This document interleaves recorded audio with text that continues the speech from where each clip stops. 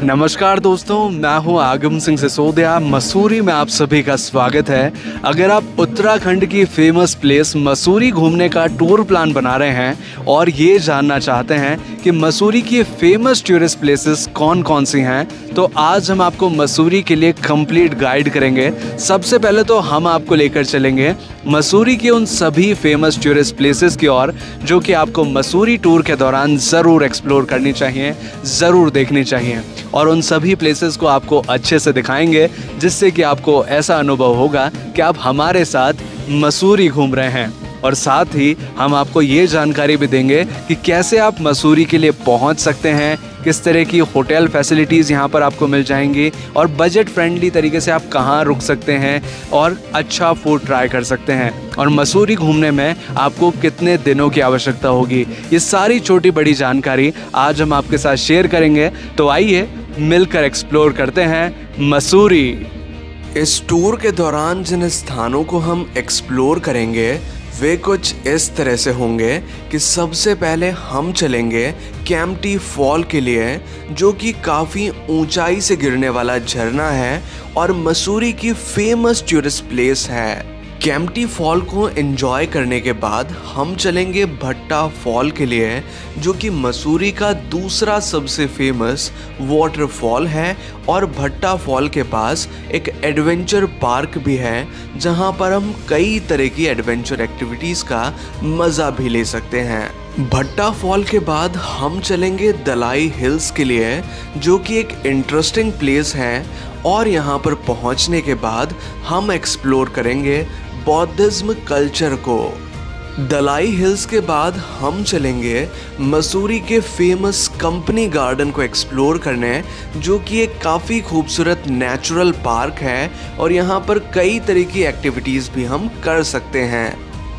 Company garden के बाद हम चलेंगे मसूरी के मॉल रोड को एक्सप्लोर करने, जो कि टूरिस्ट के बीच बहुत ज़्यादा मशहूर है। और फिर अपने ट्रिप में आगे बढ़ते हुए हम चलेंगे धनौल्टी, जहां पर हम दर्शन करेंगे माता सुरकंडा देवी के, जो कि 51 शक्तिपीठों में से एक हैं। लेकिन बस इतना ही नहीं, इस टूर के दौरान और भी कई सारे स्थान हैं जिन्हें हम एक्सप्लोर करेंगे। अब मसूरी के एक बहुत फेमस स्थान हम देखने चल रहे हैं जिसका नाम है कैंपटी फॉल। ये नाम कैंपटी फॉल क्यों पड़ा, इसके बारे में मैं आपको नीचे चलकर जानकारी दूंगा। और ये जगह बहुत ज़्यादा फेमस है टूरिस्ट के बीच में। अगर कोई व्यक्ति मसूरी आता है तो कैंपटी फॉल ज़रूर देखता है। पहले नीचे चलने से पहले मैं आपको एक इम्पॉर्टेंट जानकारी देना चाहूँगा। कैंपटी फॉल तक पहुँचने के लिए दो इम्पॉर्टेंट रास्ते हैं। एक तरीका तो है बाय रोपवे। आप रोपवे यानी कि उड़न खटोले की सहायता से नीचे की ओर जा सकते हैं कैंपटी फॉल को देखने। और जो रोपवे का चार्ज लगता है 200 रुपीज़ पर पर्सन का लगता है, अप एंड डाउन का।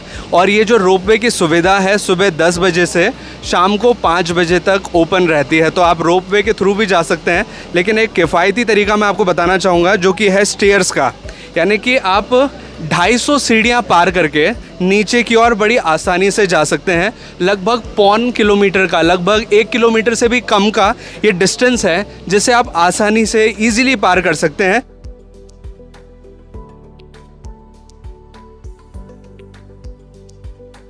फाइनली अब हम पहुंच चुके हैं कैंपटी फॉल के मेन व्यू पॉइंट पर, और यहाँ पर आकर आप देख सकते हैं हमारे पीछे कैंपटी फॉल का बेहद खूबसूरत नज़ारा। अब कैंपटी फॉल पर हम पहुँचे हैं तो इसके इतिहास के बारे में थोड़ी सी जानकारी जानते हैं। कैंपटी फॉल को जो डेवलप किया था वो एक ब्रिटिश ऑफिसर के द्वारा इसे डेवलप किया गया था 1835 के आसपास, और उन ब्रिटिश ऑफिसर का नाम था जॉन मैकनन। और वो यहाँ पर उनके जो ब्रिटिशर्स ऑफिसर हुआ करते थे उनके साथ टी पार्टी किया करते थे और साथ ही यहाँ पर कैंपिंग किया करते थे। तो कैंपिंग और टी पार्टी, इन दोनों शब्दों को मिलाकर कैंपटी फॉल रखा गया है। कैंपटी मतलब कैंप और टी, दो शब्दों का मेल है कैंपटी फॉल, जिससे इस जगह का नाम पड़ा है।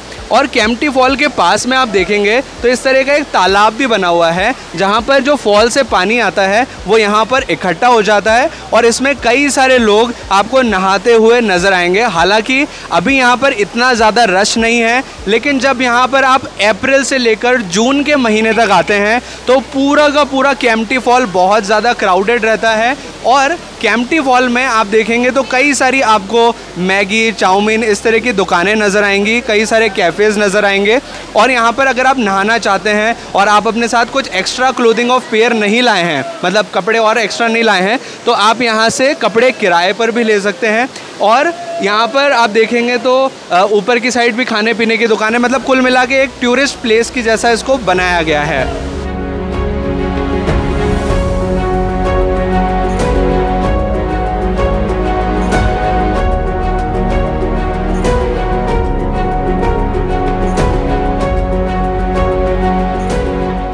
केम्प्टी फॉल की अगर हाइट के बारे में मैं बात करूं तो इसकी जो यहाँ से हाइट दिखती है वो लगभग 40 फीट की है, लेकिन ये फॉल बहुत ऊंचाई से गिरता है जिसकी हाइट है लगभग 4500 फीट्स की, यानी कि बहुत ऊंचाई से ये फॉल आता है। लेकिन यहाँ से अगर आप देखेंगे तो 40 फीट्स की हाइट इसकी रह जाती है। केम्प्टी फॉल के जस्ट सामने ही एक ओवर ब्रिज बनाया हुआ है ताकि जो वाटरफॉल है उसका अच्छा व्यू लिया जा सके। और एक्चुअल में ये एक अच्छा पिक्चर पॉइंट भी है। अगर आप यहाँ आते हैं तो काफ़ी अच्छे पिक्चर्स क्लिक कर सकते हैं, क्योंकि यहाँ से वाटरफॉल जस्ट आपकी हाइट पर नज़र आता है। अगर आप नीचे से पिक्चर्स क्लिक करते हैं तो थोड़ा सा आपको ऊपर की तरफ अपना कैमरा टिल्ट करना पड़ेगा। अदरवाइज़ ये जो पॉइंट है यहाँ से आप देखेंगे तो बिल्कुल हमारी सीध में वाटरफॉल आता है, जिससे कि आप काफ़ी अच्छे पिक्चर्स क्लिक कर पाते हैं।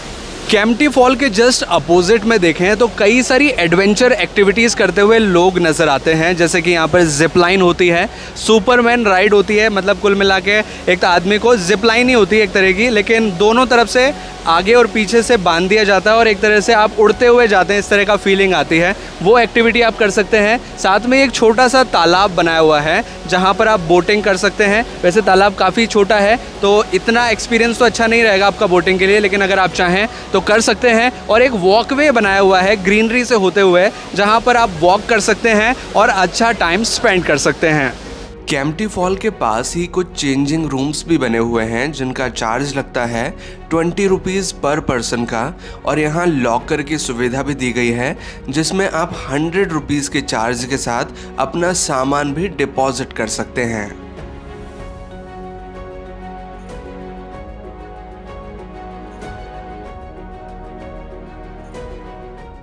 केम्प्टी फॉल जाने वाले मार्ग पर माता संतूरा देवी का मंदिर पड़ता है, जहां पर भी आप दर्शन कर सकते हैं।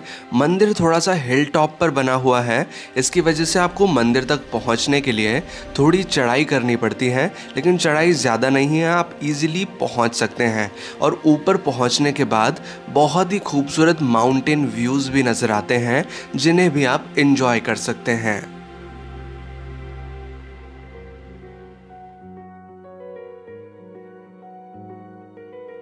मसूरी की अब एक बेहद खूबसूरत जगह पर हम पहुंच चुके हैं जिसका नाम है भट्टा फॉल।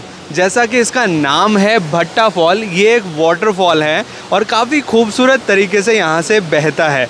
इसका नाम भट्टा फॉल इस वजह से रखा गया है क्योंकि ये एक ऐसी लोकेशन पे पड़ता है जहाँ पर भट्टा गांव है, यानी कि भट्टा गांव के अंदर ये वाटरफॉल आता है। तो और गांव के नाम से इस वाटरफॉल का नाम भट्टा फॉल रख दिया गया है।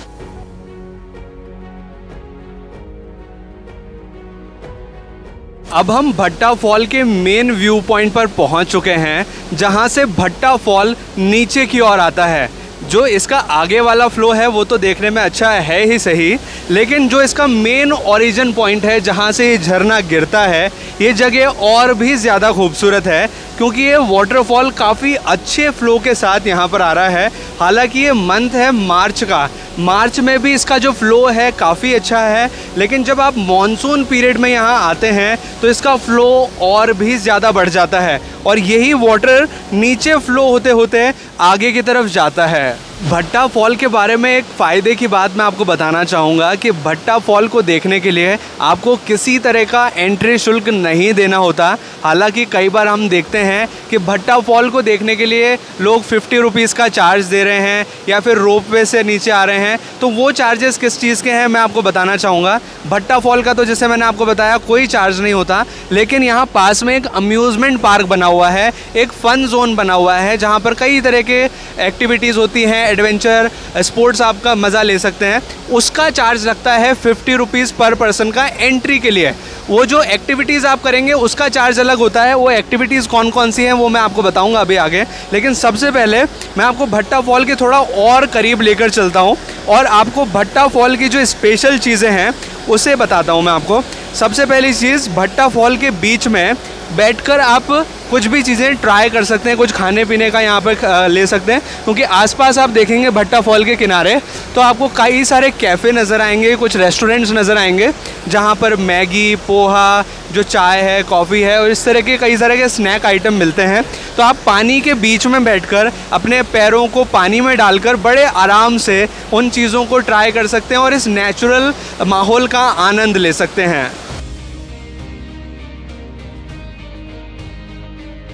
तो ये है भट्टा फॉल के पास में बना हुआ एडवेंचर पार्क, जहाँ पर एंट्री लेने के बाद आप कई तरह की एडवेंचर एक्टिविटीज़ का मज़ा ले सकते हैं। जैसे कि यहाँ पर जिप लाइन की एक्टिविटी होती है, जिप लाइन आप यहाँ कर सकते हैं। स्काई साइकिलिंग आप कर सकते हैं, जिसमें कि एक तरह से रोप के थ्रू आप साइकिल चला सकते हैं हवा में, जो कि काफ़ी एडवेंचर एक्सपीरियंस होता है। साथ ही नीचे की साइड आप देखेंगे तो एक छोटी सी झील नुमा बनाई हुई है, जिसे कई लोग भट्टा झील भी बोल देते हैं। यहाँ पर आप बोटिंग कर सकते हैं, इस फाउंटेन का मज़ा ले सकते हैं। एक तरह का छोटा सा वाटर पार्क भी यहाँ बनाया हुआ है, एक स्लाइड लगाई हुई है, छोटे बच्चे वगैरह वहाँ पर नहा सकते हैं, मज़ा ले सकते हैं। और यहाँ पर VR की एक्टिविटीज़ है, गो कार्टिंग है और भी कई सारी चीज़ें हैं, जैसे कि हॉन्टेड हाउस सामने की ओर नज़र आ रहा है। ATV बाइक का मज़ा आप ले सकते हैं और म्यूज़िक का मज़ा ले सकते हैं। ऊपर फ्लोर पर म्यूज़िक चलता रहता है, जहाँ पर आप डिस्को की तरह डांस वगैरह कर सकते हैं। तो काफ़ी अच्छा पार्क है। लेकिन एक इम्पॉर्टेंट चीज़ मैं आपको बताना चाहूँगा, पार्क में एंट्री करने का शुल्क है 50 रुपीज़ पर पर्सन का, लेकिन ये जो भी एक्टिविटीज़ यहाँ अंदर होती हैं इनका चार्ज अलग से होता है। जो भी एक्टिविटी आप करते हैं उसका सेपरेट चार्ज होता है एंट्री चार्ज के अलावा, तो वो आपको यहाँ पे करना होता है। बाकी ये जगह काफ़ी खूबसूरत है। अब बात करते हैं कि भट्टा फॉल तक आप कैसे पहुँच सकते हैं। भट्टा फॉल का डिस्टेंस मसूरी सेंटर से लगभग 11 किलोमीटर्स का है और ये देहरादून रोड पर पड़ता है। जब हम मसूरी से देहरादून जाते हैं तो उस रास्ते पर पड़ता है भट्टा फॉल। भट्टा फॉल के लिए आप दो तरह से जा सकते हैं, या तो आप केबल कार की सहायता से जा सकते हैं जिसका चार्ज लगता है 250 रुपीज़ पर पर्सन का, यानी कि 250 रुपये पर व्यक्ति का अप एंड डाउन का। और अगर आप केबल कार से नहीं जाना चाहते हैं तो व्हीकल भी भट्टा फॉल तक नीचे की ओर जाता है। मेन रोड से एक रास्ता पड़ता है जिससे कि नीचे का जो डिस्टेंस है भट्टा फॉल तक का वो लगभग 1.5 किलोमीटर का है। तो आप अपना व्हीकल भी लेकर जा सकते हैं। व्हीकल की पार्किंग का चार्ज लगता है, अगर आपके पास 4 व्हीलर है तो 100 रुपीज़, अगर आपके पास 2 व्हीलर है तो 30 रुपीज़ का चार्ज लगता है और आप नीचे की ओर बड़ी आराम से जा सकते हैं। जब आप केबल कार से नीचे की ओर आते हैं भट्टा फॉल को देखने, तो कुछ इस तरह से जो ये केबल कार हैं, यानी कि जो उड़न खटोले हैं, वो नीचे तक आपको ड्रॉप करते हैं एडवेंचर पार्क के अंदर। और अगर आप इस केबल कार के थ्रू आते हैं एडवेंचर पार्क में तो आपको एडवेंचर पार्क का जो 50 रुपीज़ का चार्ज है वो नहीं देना होता।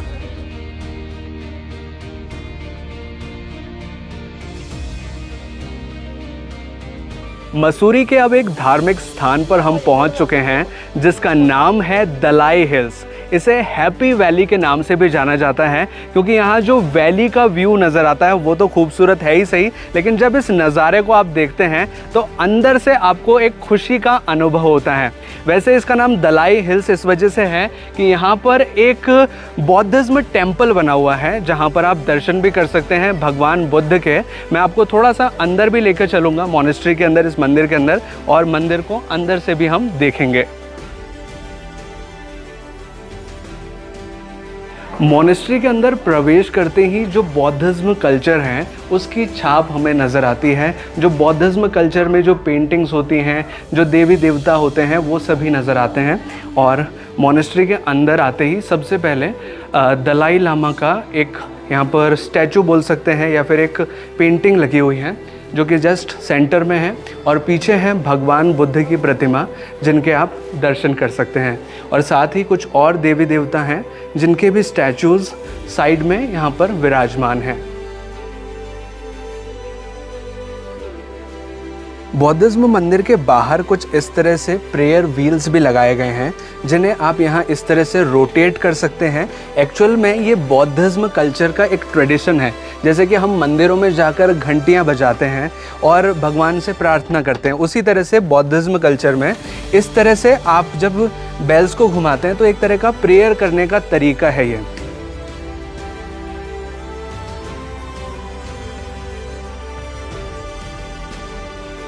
मोनेस्ट्री के अंदर एक काफ़ी बड़ी प्रेयर व्हील भी है जिसे भी आप चाहें तो यहाँ रोटेट कर सकते हैं।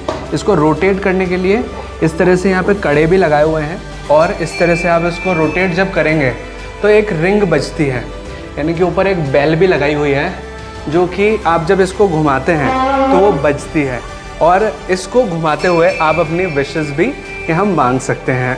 अभी जो बौद्ध मंदिर में हमने दर्शन किए उसका रास्ता कुछ नीचे से होकर जाता है, लेकिन जो भगवान बुद्ध की प्रतिमा है हिल टॉप के ऊपर, उसके लिए हमें एक अलग रास्ता पकड़कर थोड़ा ऊपर की ओर जाना होता है। अभी डिस्टेंस हमें भी एक्चुअल पता नहीं है कि कितना डिस्टेंस है, लेकिन ऊपर जाकर हम आपको क्लियर करेंगे कि कितना डिस्टेंस है और कितनी देर में आप पहुंच जाते हैं।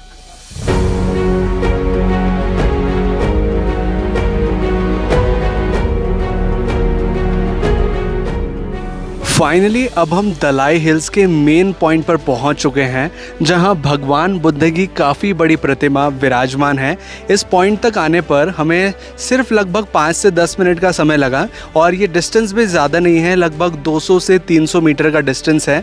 लेकिन जब आप यहाँ आएंगे तो आपको एक अलग ही अनुभव होगा। जो तिब्बतियन कल्चर है, जो बौद्धिज्म कल्चर है, वो इस पूरी जगह में आपको फैला हुआ नज़र आएगा। इतने सारे फ्लैग्स यहाँ पर एक साथ लगाए गए हैं कि जब आप इस नज़ारे के साथ पिक्चर्स क्लिक करेंगे तो ऐसा लगेगा आप एक अलग व्यू में आ चुके हैं, एक नई चीज़ को एक्सप्लोर कर रहे हैं। और साथ ही इस जगह का नाम दलाई हिल्स तो है ही सही, लेकिन जो हिल वाला वर्ड है उसका एक्चुअल जो मीनिंग है वो मैं आपको दिखाना चाहूँगा, क्योंकि यहाँ साइड से जब आप देखेंगे तो हिल का एक अलग ही नज़ारा नज़र आता है। दूर दूर तक सिर्फ पहाड़ ही पहाड़ नज़र आते हैं, और पहाड़ का जो ये खूबसूरत नज़ारा आपका मन मोह लेगा। दलाई हिल पर जो ये कई सारे फ्लैग्स हमें नज़र आते हैं, इनके बारे में मैं आपको एक ज़रूरी जानकारी शेयर करना चाहूँगा। ये जो फ्लैग्स हैं ये स्पेसिफिक 5 कलर्स के होते हैं, और ये 5 कलर हमारे पंच तत्वों को दर्शाते हैं। वो 5 एलिमेंट्स जिनसे हमारी बॉडी बनी हुई है, जो कि है जल, अग्नि, वायु, आकाश, पृथ्वी। ये सभी फ्लैग्स इन 5 तत्वों को दर्शाते हैं। जैसे कि जो रेड कलर है वो फायर को दर्शाता है, यानी कि अग्नि को दर्शाता है। जो वाइट कलर है वो एयर को, यानी कि जो हवा है, उसे दर्शाता है। इसी प्रकार से ये जो 5 कलर हैं ये 5 एलिमेंट्स को दर्शाते हैं। दलाई हिल्स के बारे में मैं आपके साथ कुछ ज़रूरी जानकारी शेयर करना चाहूँगा कि जब 1959 में दलाई लामा विस्थापन के बाद भारत आए थे तो वो सबसे पहले दलाई हिल नामक इस स्थान पर ही आए थे, और उन्होंने अपना कुछ समय यहीं पर बिताया था, और इसके बाद जाकर वो धर्मशाला में सेटल हुए थे। इस वजह से इस जगह का इम्पोर्टेंस है, और यहाँ पर भगवान बुद्ध की काफ़ी बड़ी प्रतिमा भी है जिनके भी हम यहाँ दर्शन कर सकते हैं। मसूरी में अब हम पहुंच चुके हैं कंपनी गार्डन में, जो कि टूरिस्ट के बीच में बहुत ज़्यादा मशहूर है, और यहाँ एंट्री करते ही हमें काफ़ी खूबसूरत फाउंटेन्स नज़र आते हैं। एक और इम्पॉर्टेंट चीज़ बताना चाहूँगा कंपनी गार्डन के बारे में कि यहाँ पर प्रवेश करने का शुल्क लगता है 50 रुपीज़ पर पर्सन का, यानी कि 50 रुपये पर व्यक्ति का यहाँ पर टिकट चार्ज आपको देना होता है। और कंपनी गार्डन एक खूबसूरत पर्यटक स्थल है जहाँ पर आप प्राकृतिक नज़ारों को बड़े आराम से से एंजॉय कर सकते हैं। और साथ ही यहाँ पर कई तरह की एक्टिविटीज़ होती हैं, कई तरह के एडवेंचर टास्क आप कर सकते हैं। बोटिंग वगैरह की भी सुविधा है जो कि हम आगे बढ़कर देखेंगे। लेकिन यहाँ से शुरुआत हो जाती है कंपनी गार्डन की।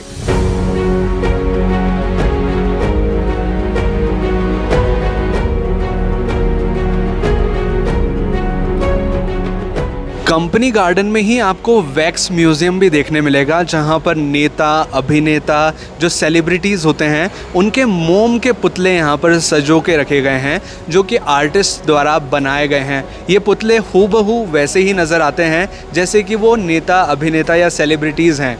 और साथ में यहाँ पर एक फूड कोर्ट भी है जो कि काफ़ी बड़े एरिया में है, तो अगर आप चाहें तो यहाँ कुछ चीज़ें ट्राई कर सकते हैं। बच्चे अगर आपके साथ आए हैं तो इस तरह से जो मिक्की माउस वगैरह हैं तो उनके लिए काफ़ी फ़न एक्टिविटीज़ का ये साधन है जो कि वो यहाँ पर एंजॉय कर सकते हैं।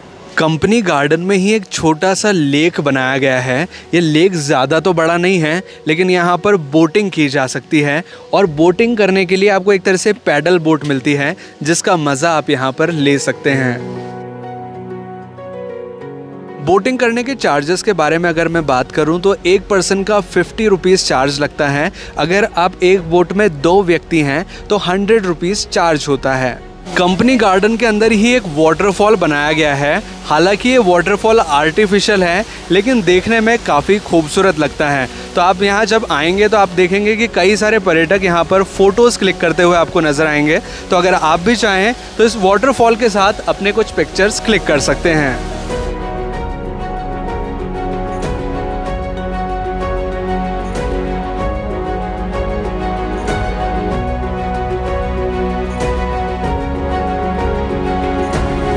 कंपनी गार्डन के अंदर ही एक फ्लावरिंग नर्सरी बनाई गई है, जिसमें विभिन्न प्रकार के फूलों को आप देख सकते हैं। और ये नर्सरी काफ़ी सारे वैरायटी के फ्लावर्स अपने अंदर सजोए हुए हैं, जैसे कि आप देख पाएंगे।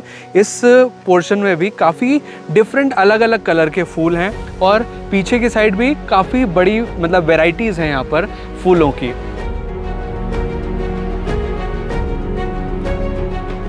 अब हम एक ऐसे पॉइंट पर पहुंच चुके हैं मसूरी के, जहां से मॉल रोड की शुरुआत होती है। इस पॉइंट का नाम है पिक्चर पैलेस। अब इसे पिक्चर पैलेस क्यों कहा जाता है, सबसे पहले तो इसके बारे में जानते हैं। एक लोकल सर है हमारे साथ जो बताएंगे। मेन है पिक्चर पैलेस का मतलब है यहाँ पर पिक्चर हॉल था पहले, थिएटर हॉल था। करीबन 4 साल पहले ये बंद हो गया। 4 साल मतलब ब्रिटिश काल का ही होगा। ब्रिटिश काल से पहले से था। मसूरी मॉल रोड की शुरुआत होती है पिक्चर पैलेस से, जिसके सामने मैं अभी खड़ा हूँ। और ये जाता है गांधी चौक, यानी कि जो मसूरी का लाइब्रेरी बाज़ार है वहाँ तक ये जाता है, लाइब्रेरी चौक तक ये जाता है। और इसकी शुरुआत यहीं से हो जाती है। जो मॉल रोड है उसकी ख़ास बात क्या है, थोड़ा सा आगे बढ़कर हम देखेंगे।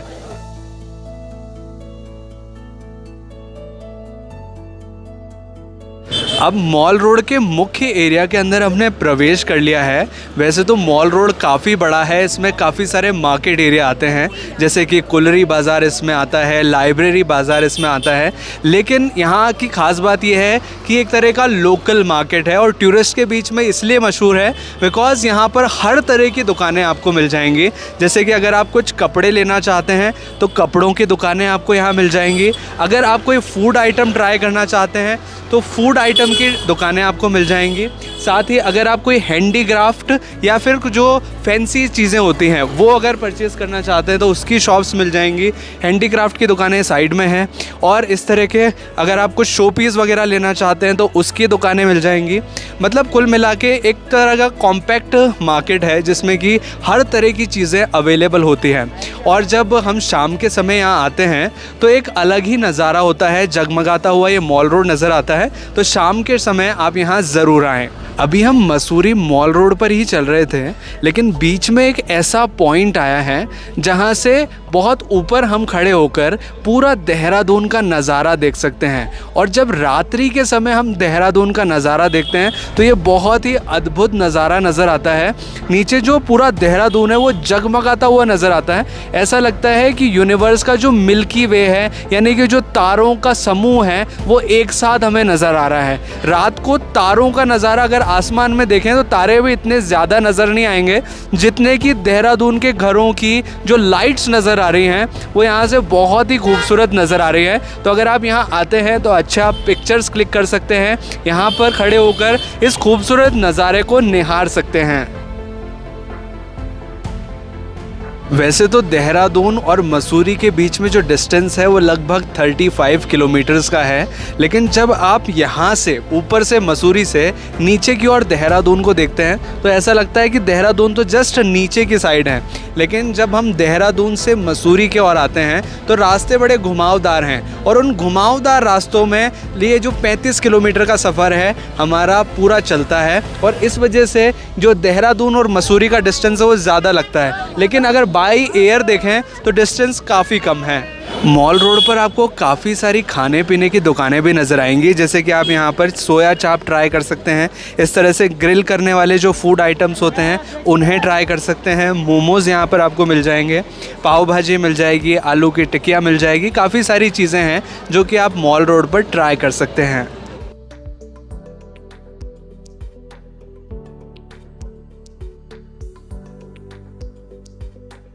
मॉल रोड में ही आपको काफ़ी सारे कैफ़े एरियाज़ नज़र आएंगे जहां पर बैठकर आप कुछ चीज़ें ट्राई कर सकते हैं और खूबसूरत नज़ारों के साथ टाइम स्पेंड कर सकते हैं।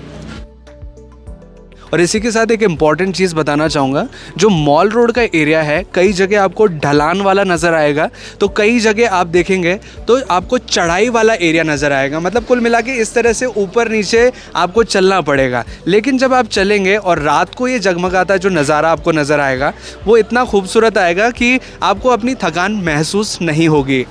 मॉल रोड फैमिली, फ्रेंड्स और कपल्स के लिए काफ़ी अच्छी जगह हो जाती है, क्योंकि शाम के समय जब आप यहाँ वॉक करते हैं तो एक ठंडा और सुहावना माहौल होता है और इस खूबसूरत नज़ारे के साथ जब आप यहाँ घूमते हैं तो एक अलग ही फीलिंग आती है।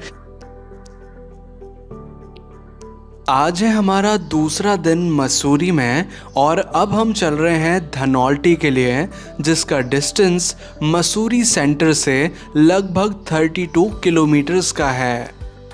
मसूरी से धनौल्टी जाने वाले रास्ते पर कुछ इस प्रकार के खूबसूरत नज़ारे नज़र आते हैं, जिसमें नीचे की ओर देखें तो सीढ़ीदार खेत नज़र आते हैं, क्योंकि पहाड़ों पर कुछ इसी तरह से टेरेस फार्मिंग की जाती है। उसका बड़ा खूबसूरत नज़ारा दिखता है। दूर तक पहाड़ों की रेंज नज़र आती है और ख़ास करके जो दूर हम पहाड़ देखते हैं वो बर्फ़ वाले पहाड़ नज़र आते हैं और वो जो भगवान केदारनाथ का जो पहाड़ है वो नज़र आता है। जो 4 धाम वाले जो पहाड़ की रेंज है वो नज़र आती है। कुल मिला के हिमालय का खूबसूरत नज़ारा इस पॉइंट से नज़र आता है।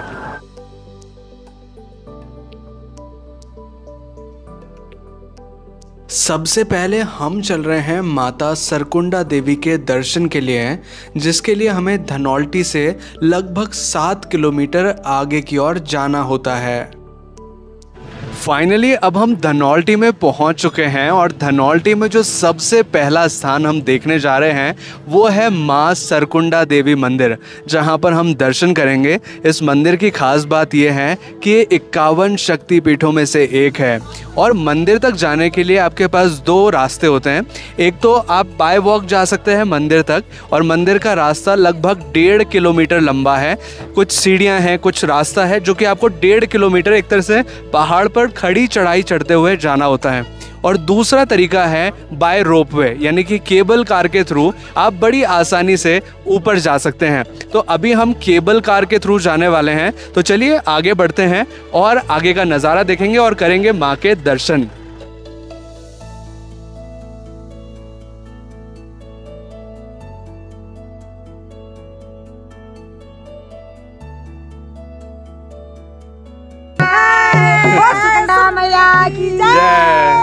सुरकंडा देवी मंदिर के लिए जो रोपवे है वो लगभग 200 मीटर बाद आता है। जब हम नीचे से चढ़ाई करते हैं तो लगभग जब आप 200 मीटर चढ़ेंगे तो उसके बाद ये टिकट काउंटर आएगा और एक टिकट का मूल्य है 205 रुपये, यानी कि एक व्यक्ति का 205 रुपये लगता है अप एंड डाउन का, ऊपर और नीचे जाने का।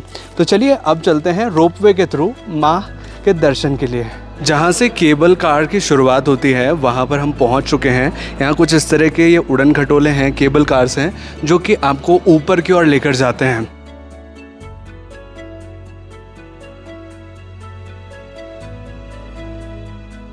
केबल कार में हमने प्रवेश ले लिया है। एक केबल कार के अंदर 6 मेंबर्स की ऑक्यूपेंसी होती है, यानी कि 6 टूरिस्ट एक साथ एक केबल कार के अंदर बैठ सकते हैं।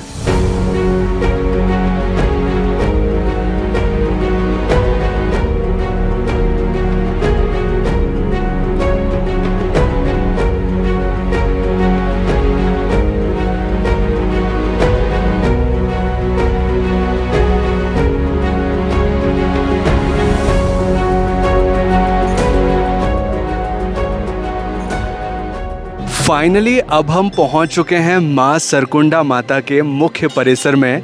ये प्रांगण है माँ सरकुंडा माँ का, और आप मंदिर देखेंगे तो मंदिर बड़े ही खूबसूरत डिज़ाइन में बनाया गया है। मंदिर का जो बाहर से आर्किटेक्चर है बड़ा ही खूबसूरत है, एक तरह से स्लोप के रूप में मंदिर को डिज़ाइन किया गया है। मुख्य मंदिर के साथ साथ मंदिर में और भी कुछ छोटे मंदिर बनाए गए हैं। एक भगवान शिव का मंदिर है जहाँ पर भी हम दर्शन करेंगे। वैसे माँ सरकुंडा देवी मंदिर के बारे में जो विशेषता है वो मैं आपको बताना चाहूँगा। माँ सरकुंडा देवी को 51 शक्तिपीठों में से एक माना जाता है, और ऐसी मान्यता है कि यहाँ पर माँ सती का जो सिर वाला पोर्शन था, यानी कि सिर यहीं पर गिरा था, इस वजह से इस स्थान को शक्तिपीठ भी कहा जाता है, और ये एक सिद्ध पीठ भी है।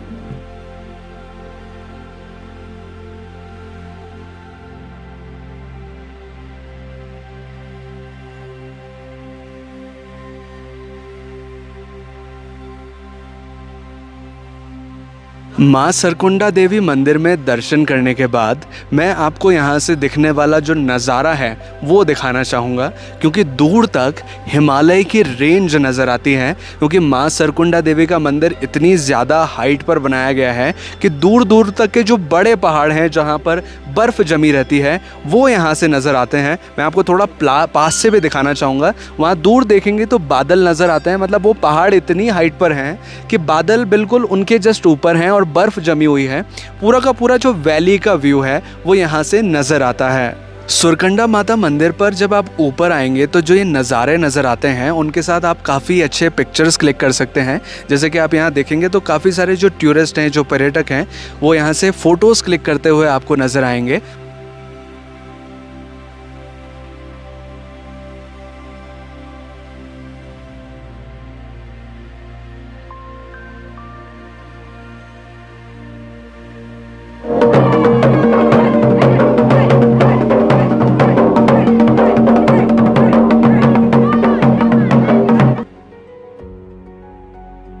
सुरकंडा देवी मंदिर में दर्शन करने के बाद अब हम आ चुके हैं धनौल्टी के इको पार्क को एक्सप्लोर करने। ये एक प्राकृतिक नेचुरल पार्क है जहां पर कुछ एडवेंचर एक्टिविटीज़ होती हैं, जैसे कि बर्मा ब्रिज, और यहां पर आपके बच्चों, अगर आपके साथ बच्चे वगैरह आए हैं तो उनके लिए झूले वगैरह का भी इंतज़ाम किया गया है। और बीच में लिखा हुआ है आई लव धनौल्टी, जिसके साथ आप कुछ अच्छे पिक्चर्स भी क्लिक कर सकते हैं। इको पार्क में एंट्री करने का शुल्क है 50 रुपीज़ पर पर्सन का, और अगर आपके साथ बच्चे हैं तो उनका शुल्क लगता है 25 रुपीज़ पर पर्सन का। और यहाँ एक एक्टिविटी होती है फ्लाइंग फॉक्स की, जिसका 150 रुपये चार्ज है। और बर्मा ब्रिज अगर आप एक्टिविटी परफॉर्म करते हैं तो 100 रुपीज़ इसका चार्ज लगता है।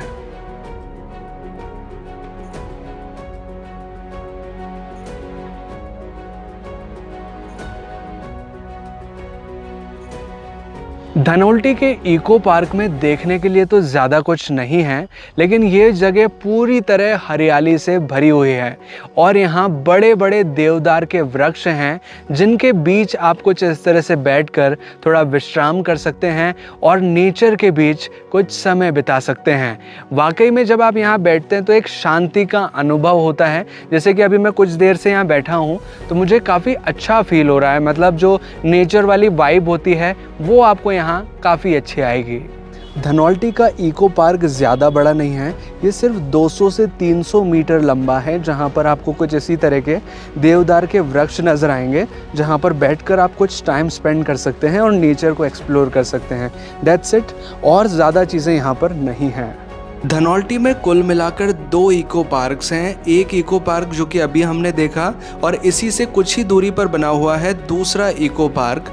दोनों इको पार्क लगभग एक जैसे ही हैं, तो दोनों में से किसी भी एक को आप विजिट कर सकते हैं। धनौल्टी में देखने के लिए ज़्यादा कुछ नहीं है। लोग मेनली यहाँ पर इको पार्क और माता सरकुंडा देवी के दर्शन के लिए ही आते हैं। धनौल्टी जाने वाले मार्ग पर ही एक एडवेंचर पार्क भी पड़ता है, जहां पर आप कई तरह की एडवेंचर एक्टिविटीज़ का मज़ा भी ले सकते हैं। धनौल्टी से अब हम वापस मसूरी चल रहे हैं, जहां पर और भी कई सारे टूरिस्ट प्लेसेस हैं जिन्हें अब हम देखेंगे।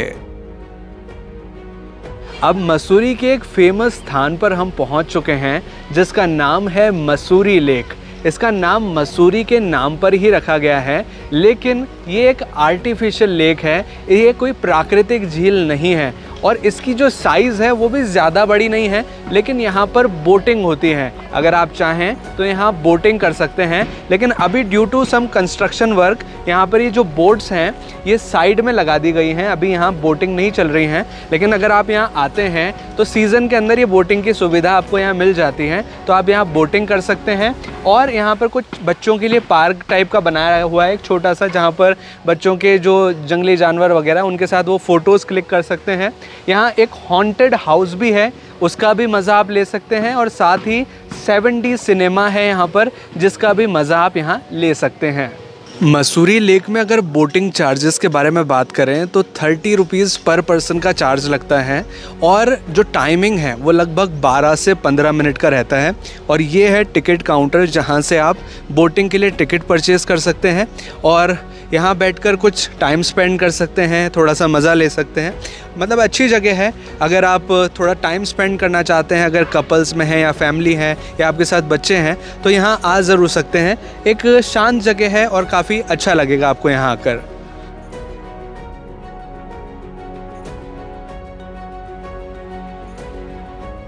मसूरी के सिटी सेंटर में अब हम पहुंच चुके हैं, जिसका नाम है लाइब्रेरी चौक।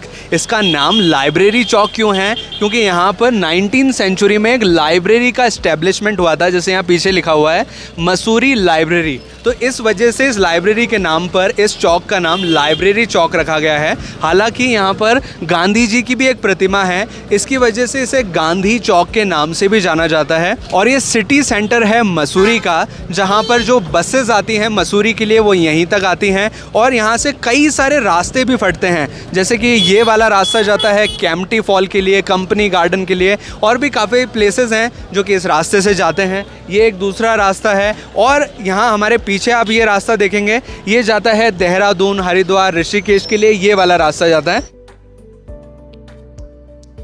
मसूरी का लाइब्रेरी चौक काफ़ी क्राउडेड प्लेस है बिकॉज ये एक सिटी सेंटर है, लेकिन अगर आप इसके साइड में से देखेंगे तो आपको मसूरी का एक खूबसूरत नज़ारा नज़र आएगा, क्योंकि नीचे की साइड आप देखेंगे तो पहाड़ ही पहाड़ हैं जिससे मसूरी घिरा हुआ है और इसकी जो बसावट है वो नीचे की साइड ईजिली नज़र आती है। और अभी हम चलने वाले हैं गन हिल के लिए, जो कि ऊपर वाली पहाड़ी है। लेकिन ये जो रास्ता जाता है गन हिल वाला, इस पे जो येलो कलर वाली प्लेट की जो गाड़ियाँ होती हैं, यानी कि जो टूरिस्ट गाड़ियाँ होती हैं, वो अलाउड नहीं है। यहाँ अंदर रिक्शास चलते हैं और कुछ कार्स भी आप यहाँ अंदर देखेंगे, लेकिन वो सिर्फ यहाँ के जो लोकल लोग हैं, जो लोकल गाड़ियाँ हैं, वो ही अंदर की साइड अलाउड हैं। बाकी एक पूरा मार्केट है जिससे होकर हम गुजरेंगे और चलेंगे गन हिल के लिए।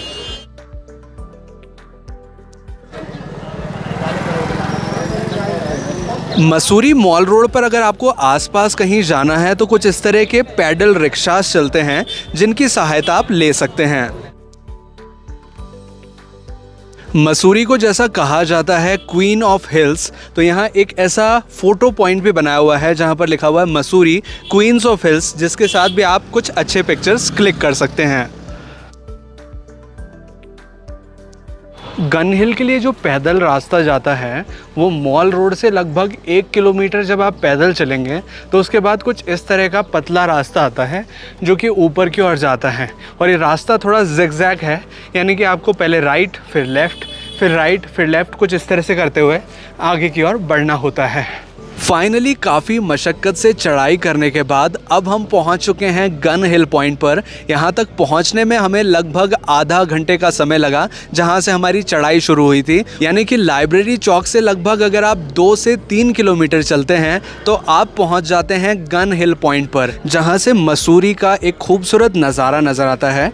हालांकि अभी हम यहाँ पर शाम को पहुँचे हैं तो नीचे का व्यू इतना ज़्यादा क्लियर तो नहीं है, लेकिन आप मसूरी का खूबसूरत नज़ारा यहाँ से कैप्चर कर सकते हैं और अच्छे पिक्चर्स भी क्लिक कर सकते हैं। यहाँ पर माँ पार्वती का एक मंदिर है जहाँ पर दर्शन कर सकते हैं, और दूसरी साइड पर देखेंगे तो शनिदेव मंदिर है जहाँ पर आप दर्शन कर सकते हैं। गन हिल पॉइंट की खास बात है यहाँ का इतिहास, क्योंकि जब इंडिया में ब्रिटिशर्स काल था तो ब्रिटिशर्स लोग दिन के 12 बजे रोज़ाना यहाँ से गन फायर किया करते थे। कई लोग बोलते हैं कि तोप फायर किया करते थे। जो 12 बजे जब गन फायर की जाती थी तो उससे जो लोग थे यहाँ के लोकल लोग, वो अपनी घड़ियाँ सेट करते थे। यानी कि वो एक तरह का मैसेज की तरह जो गन है उसको चलाया जाता था इस हिल पर से, ताकि लोग अपनी घड़ियाँ सेट कर सकें। इस वजह से इस हिल का नाम गन हिल पॉइंट रखा है। गन हिल के टॉप मोस्ट पॉइंट पर एक तरह का फ्लैट सरफेस है जहाँ पर काफ़ी सारी दुकानें लगाई गई हैं और कुछ स्टॉल्स भी हैं खाने पीने की।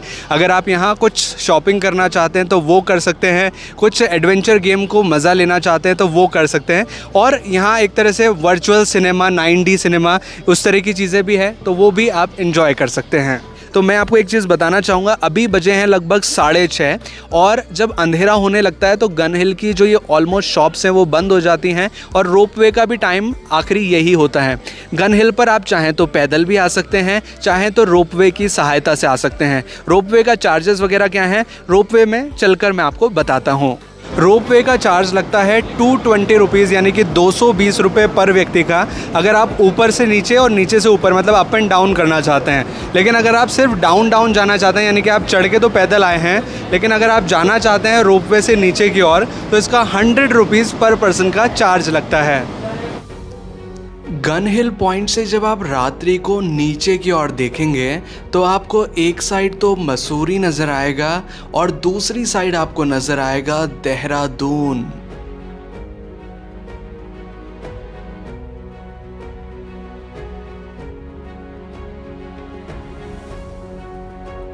मसूरी के अब सबसे हाईएस्ट व्यू पॉइंट पर हम पहुंच चुके हैं, जिसका नाम है लाल टिब्बा।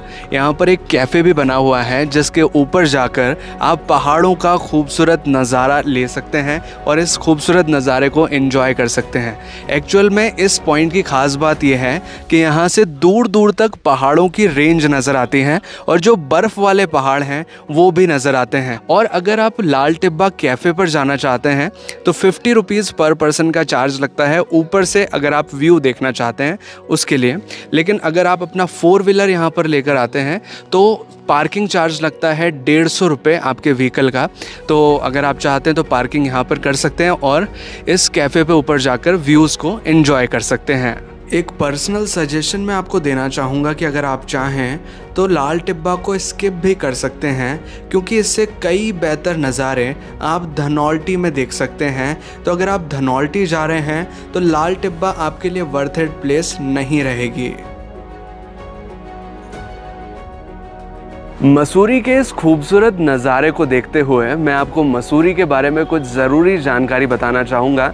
मसूरी की खोज लगभग आज से 200 साल पहले 1825 में मिलिट्री ऑफिसर कैप्टन यंग ने की थी, जो कि एक ब्रिटिश मिलिट्री ऑफिसर थे।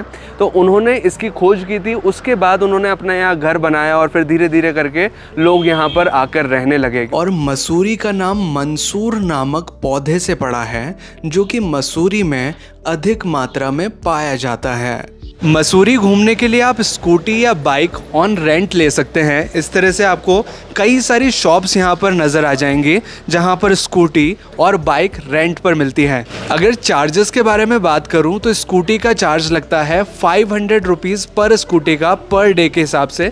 कई तरह के मॉडल्स आपको स्कूटी के यहाँ पर मिल जाएंगे। और अगर आप बाइक रेंट पर लेना चाहते हैं तो बाइक का जो चार्ज लगता है वो डिपेंड करता है कि आप किस तरह की बाइक ले रहे हैं। बाइक के चार्जेस वेरी करते हैं मॉडल टू मॉडल 800 से लेकर 1000 रुपये या 1200 1500 तक ये अलग अलग बाइक्स आपको मिल जाती हैं जिन्हें आप रेंट पर ले सकते हैं। लेकिन इनके चार्जेस जब सीज़न टाइम यहाँ होता है तो बहुत ज़्यादा हो जाते हैं, लगभग डबल चार्जेस हो जाते हैं। यानी कि स्कूटी आपको जो 500 में मिल रही है वो आपको एक तरह से 1000 या 1200 में मिलेगी, और जो बाइक्स हैं उनके भी चार्ज एक तरह से डबल हो जाते हैं। और इनमें आपको पेट्रोल भी खुद ही भराना पड़ता है क्योंकि फ्यूल अपना खुद का रहता है, और इसका फ्यूल आपको 200, 250 या 300 तक आप भरवा सकते हैं, जिसमें कि पूरा मसूरी आप घूम सकते हैं। तो अब इन सभी स्थानों को देखने के बाद अगर आप मसूरी घूमने का टूर प्लान बना रहे हैं तो अब मैं आपको जानकारी देता हूं कि कैसे आप अपने टूर की प्लानिंग कर सकते हैं। सबसे पहले मैं आपको 2 ऑप्शंस के बारे में बताना चाहूँगा जिससे कि आप अपना टूर प्लान कर सकते हैं। एक तो आप अपनी जर्नी स्वयं ही प्लान करें, यानी कि सेल्फ अरेंजमेंट के साथ मसूरी पहुँचें और सारे प्लेसेस अपने बेसिस पर ही देखें। और दूसरा ऑप्शन होता है टूर पैकेज लेने का, जैसे कि हमने भी एक ट्रैवल पैकेज लिया, उसके बारे में मैं आपको जानकारी दूंगा। लेकिन इससे पहले मैं आपको ये बताता हूँ कि आपको मसूरी घूमने में कितने दिनों की आवश्यकता होगी।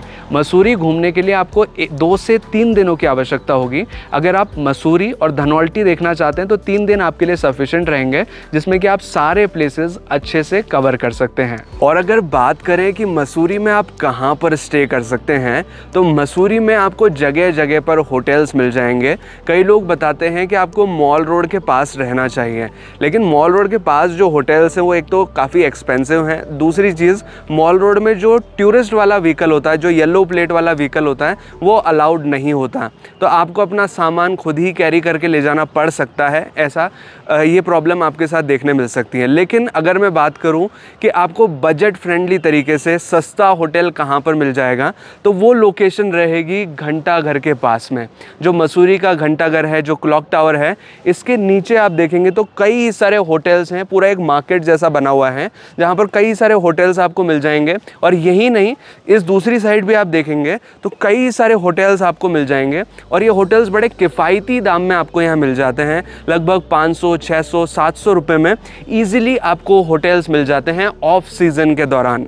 लेकिन ये होटल्स इतने ज़्यादा लग्जरी नहीं होते, लेकिन अगर आप बजट फ्रेंडली तरीके से रुकना चाहते हैं तो रुक सकते हैं। अदरवाइज़ लग्जरी होटल्स तो यहाँ काफ़ी सारे हैं। पर एक इम्पॉर्टेंट चीज़ बताना चाहूँगा कि जब यहाँ सीज़न टाइम होता है तो यही होटलों के रेट 2 गुना या 3 गुना ज़्यादा बढ़ जाते हैं। यानी कि जो 500 रुपये का होटल है वो आपको 1500 रुपये तक भी देना पड़ सकता है उसके लिए। और जो लग्जरी कैटेगरी के होटल्स हैं उनकी तो बात ही अलग हो गई। तो सीज़न के रेट्स अलग हैं, ऑफ सीज़न के रेट्स अलग हैं, लेकिन ये एरिया काफ़ी अच्छा है जहाँ पर आपको सस्ते होटल्स मिल जाएंगे।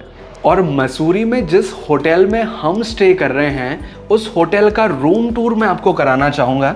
ये हमारा रूम है मसूरी में, और आप देख पाएंगे ये रूम काफ़ी लग्जरी है और नीट एंड क्लीन है। यानी कि इसमें साफ़ सफाई का पूरी तरह ख्याल रखा गया है और सारी सुविधाएं दी गई हैं जो कि एक होटल रूम में होनी चाहिए। नीचे की साइड एक छोटा सा फ्रिज भी दिया गया है जो कि अगर आप कुछ रखना चाहें तो रख सकते हैं यहाँ पर। और ये जो रूम है वुडन फर्निश के साथ है, साथ ही इसका जो टॉयलेट एरिया है वो भी पूरी तरह नीट एंड क्लीन है, साफ़ सुथरा टॉयलेट एरिया है। इसमें भी साफ़ सफाई का अच्छे से ख्याल रखा गया है। हमारे इस होटल रूम की एक और इम्पॉर्टेंट ख़ास बात यह है कि ये एक बालकनी रूम है, और इसकी बालकनी से जो नज़ारा नज़र आता है वो वाकई में बहुत खूबसूरत है। आप मेरे साथ देख पाएंगे ये पहाड़ों का नज़ारा जो कि यहाँ से बहुत ही खूबसूरत नज़र आता है। जैसा कि मसूरी को कहा जाता है पहाड़ों की रानी, तो इस जगह से आप एक्चुअल में फील कर पाएंगे कि मसूरी पहाड़ों की रानी क्यों कहा जाता है, क्योंकि दूर दूर तक आपको सिर्फ पहाड़ ही पहाड़ नज़र आएंगे। और जो मसूरी की लोकल बसावट है वो यहाँ से ईजिली नज़र आती है। और अगर बात करें फूड फैसिलिटी के बारे में कि मसूरी में आपको सस्ता और अच्छा खाना कहाँ मिल जाएगा, तो वो एरिया भी घंटा घर वाला एरिया है जहाँ पर कई सारे रेस्टोरेंट्स हैं, ढाबे हैं, लोकल दुकानें हैं जहाँ पर आप अच्छा फूड ट्राई कर सकते हैं। और यहाँ पर कुछ धर्मशाला धर्मशाला भी हैं, एक जैसे जैन धर्मशाला है, वहाँ पर भी अगर आपको रूम मिल जाता है तो वहाँ बहुत सस्ते में रुक सकते हैं। और काफ़ी सारी शॉप्स हैं जहाँ पर मतलब बजट फ्रेंडली तरीके से अच्छा फूड आपको अवेलेबल हो जाता है। तो ये तो बात हो गई कि मसूरी आप अपने सेल्फ अरेंजमेंट के साथ कैसे घूम सकते हैं। अब बात करते हैं कि अगर आप मसूरी के लिए अपना टूर पैकेज बुक करना चाहते हैं तो वो आप कैसे कर सकते हैं। हमने मसूरी घूमने के लिए एक टूर पैकेज बुक किया था, जिसमें सिर्फ मसूरी नहीं, मसूरी, देहरादून, ऋषिकेश और हरिद्वार, ये चारों प्लेसेस घूमने के लिए फ्लूटो हॉलीडेज कंपनी के साथ एक पैकेज बुक किया था, जिसका ड्यूरेशन था 5 नाइट 6 डेज़ का। और ये पैकेज में हमें सारी फैसिलिटी मिली, जैसे कार की फैसिलिटी मिली, जिससे कि हमने सारे साइट सीन्स करें, जो अच्छे खासे होटल, लग्जरी होटल रहते हैं वो हमको मिले।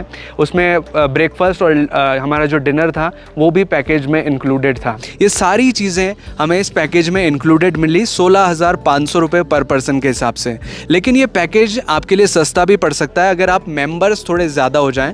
और वो कितनी रेट होगी मैं आपको थोड़ा सा बताना चाहूँगा कि अगर आप 4 व्यक्ति आते हैं तो ये रेट आपके लिए 14,500 रुपये पड़ती है पर पर्सन के हिसाब से। सारी फैसिलिटीज़ जो मैंने आपको बताई वो सेम रहेंगी। और अगर आप 6 से 7 लोग आते हैं तो इसकी रेट हो जाती है 12,900 रुपये पर पर्सन के हिसाब से। और अगर इससे भी ज़्यादा लोग आप आते हैं तो रेटें और ज़्यादा कम हो जाती हैं। कुल मिला के बात यह है कि जितने ज़्यादा लोग आएंगे उतनी रेट कम होगी, लेकिन फैसिलिटी वही रहेगी। तो अगर आप हमारी तरह ही अपना पैकेज बुक करना चाहते हैं तो आप फ्लूटो हॉलीडेज़ कंपनी के साथ अपना पैकेज बुक कर सकते हैं। उनके कॉन्टैक्ट डिटेल्स हमने डिस्क्रिप्शन में दे दिए हैं, वहाँ से आप उनके साथ कॉन्टैक्ट कर सकते हैं और अपना पैकेज बुक कर सकते हैं। जो प्राइसिंग है इस पैकेज की वो थोड़ी बहुत ऊपर नीचे होती रहती है सीज़न वाइज, तो आप उनको कॉल करेंगे तो आपको एग्जैक्ट जो प्राइस है उसके बारे में पता लग जाएगा कि आपको किस टाइम पे जाना है। उसके हिसाब से जो प्राइसिंग है वो थोड़ी बहुत ऊपर नीचे रहती है। तो आप कांटेक्ट कर सकते हैं फ्लूटो हॉलीडेज़ कंपनी के साथ, डिस्क्रिप्शन में आपको कांटेक्ट नंबर मिल जाएंगे। तो ये है मसूरी और मसूरी घूमने से जुड़ी संपूर्ण जानकारी। अगर आपको ये वीडियो अच्छा लगा हो, अगर आपको ये वीडियो हेल्पफुल लगा हो तो प्लीज़ वीडियो को लाइक कीजिएगा, इसे शेयर कीजिएगा अपने दोस्तों और अपने फैमिली मेम्बर्स के साथ। और अगर आपको ये वीडियो जेन्युइनली अच्छा लगा है तो प्लीज़ अपना रिव्यू नीचे कमेंट सेक्शन में ज़रूर मेंशन करें। हमें कमेंट करके बताएं कि आपको ये वीडियो कैसा लगा है। और अगर आपने चैनल अभी तक सब्सक्राइब नहीं किया है तो प्लीज़ चैनल को सब्सक्राइब कीजिए, बेल आइकन को दबाकर ऑल पर प्रेस कीजिए ताकि इसी तरह के वीडियो नोटिफिकेशंस आपको आगे भी मिलते रहें। और अगर आप चाहें तो मुझे इंस्टाग्राम पे भी फॉलो कर सकते हैं। मेरा इंस्टाग्राम आईडी है आगम सिंह सिसोदिया, जिसका लिंक हमने डिस्क्रिप्शन में भी दिया हुआ है।